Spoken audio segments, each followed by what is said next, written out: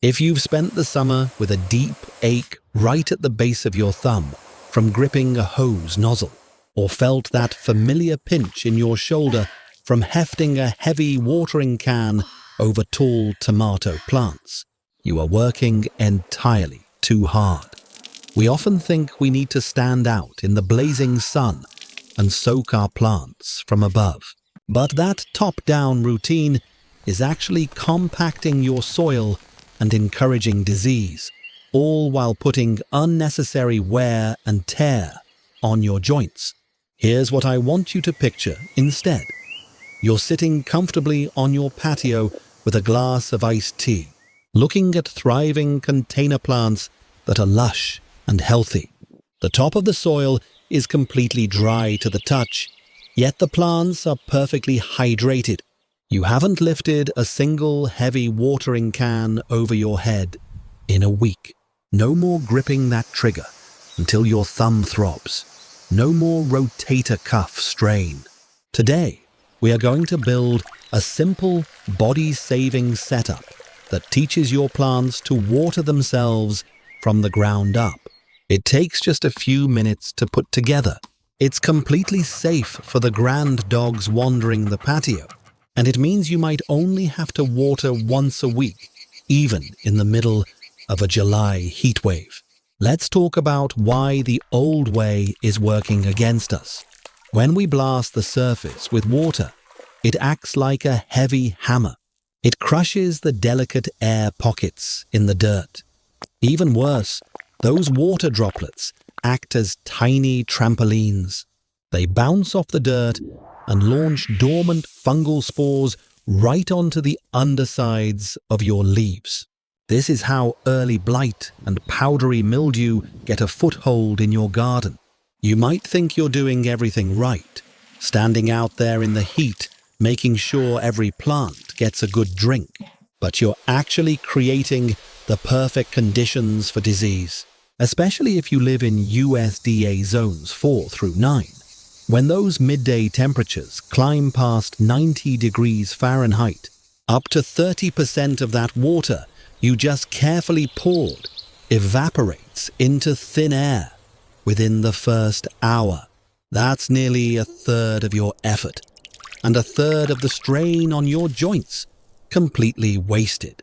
Meanwhile, your soil is getting more compacted with every watering session, making it harder for roots to breathe and grow. It's a losing battle that leaves you exhausted and your plants struggling. Do you currently use a hose wand or a watering can for your patio plants? Let us know down in the comments. I'm curious how much heavy lifting you're doing. Now, here's where it gets interesting. Nature actually prefers to pull water, not push it. It relies on a process where water molecules stick to the soil and hold on to each other. When a water source is underneath the roots, the tiny air pockets in the dirt act like millions of microscopic drinking straws.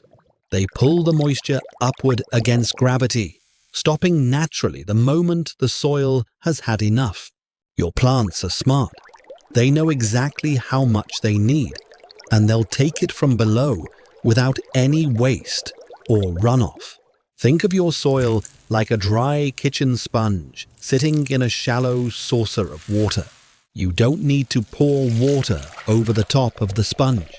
It knows exactly how to drink from the bottom up until it's perfectly damp, leaving the very top surface nice and dry. This is how nature designed things to work. We've just been fighting against it with our hoses and watering cans, making more work for ourselves and less healthy conditions for our plants. Because the top 2 inches of dirt stay powder dry, weed seeds can't sprout, and fungal spores stay trapped. They need moisture to activate, and if the surface is dry, they simply can't get started. So how do we put a saucer of water underneath a heavy patio planter without breaking our backs? That brings us to our build. We are going to convert your standard planter into a self-watering wicking bed. This is the body-saving system I promised you at the beginning. First, pour a 3-inch layer of coarse gravel or perlite right at the bottom. This creates a reservoir that holds water without drowning your roots.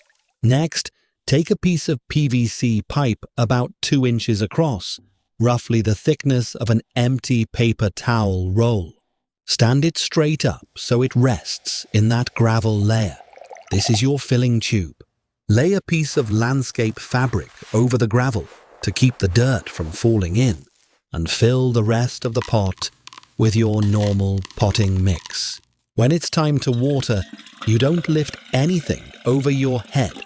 You just rest your container right on the lip of that PVC pipe and pour the water straight down the tube until the gravel reservoir at the bottom is full. Usually about 1 gallon, the exact volume of a standard plastic milk jug, is enough to last the entire week. You're pouring at waist height or lower. No reaching, no straining, no gripping a trigger until your hand cramps. The water sits in that gravel layer and the soil pulls it up as needed, keeping your plants perfectly hydrated without any effort from you. Because the water is stored under the soil, you don't have to worry about standing puddles attracting mosquitoes or pets trying to drink stagnant fertilizer water. Everything is safely tucked away underground where it belongs. If you have grandchildren visiting or curious pets, this system keeps them safe while keeping your plants thriving. Here's a small bonus tip. If you're setting this up in a really large container, something over 20 inches across, consider using 2 PVC pipes on opposite sides of the pot. This ensures the water distributes evenly across the entire gravel reservoir, so every root has equal access. It takes an extra 30 seconds to install, but it gives you even better results with 0 extra maintenance. Now, I want to be completely realistic with you. This system relies on a physical moisture bridge. If you go on a long vacation and let the soil become completely bone dry and crusty, the dirt will shrink and break that connection. If that happens, just give the planter one gentle top-down watering to re-dampen the soil and jumpstart those microscopic drinking straws. It's a powerful support system, but we still have to keep an eye on things. This isn't a miracle that lets you abandon your plants for a month. It's a smart tool that adds a layer of protection and makes your regular care routine far easier on your body. Think about what this means for your daily routine. Instead of dragging a hose across the patio every evening, or making multiple trips with a heavy watering can, you walk out once a week with a single-gallon jug. You pour it down the tube in about 10 seconds, and you're done. The rest of the week, you get to simply enjoy your plants. You can sit with your morning coffee and watch the butterflies visit your flowers without feeling guilty that you haven't watered yet. You can spend time with the grandkids without cutting it short because the plants are wilting in the heat. Your neighbors might start asking questions. They'll see you relaxing on the patio while they're still out there wrestling with hoses and watering cans. They'll notice your plants look healthier, with no brown spots on the lower leaves, no powdery white coating, no wilting in the afternoon sun. You're not working harder, you're working smarter, and it shows. By working with nature's plumbing instead of against it, you give your plants a fighting chance against heat and disease. And more importantly, you take the burden off your shoulders and hands. This is gardening the way it should be. Peaceful, sustainable, and kind to your body. You've earned the right to enjoy your garden without pain, and this simple system makes that possible.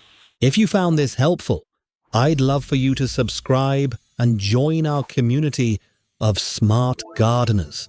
We believe gardening should be a joy, not a chore that leaves you aching. Don't forget to answer our question in the comments about your current watering tools. Take care of yourselves, and I'll see you in the garden next time.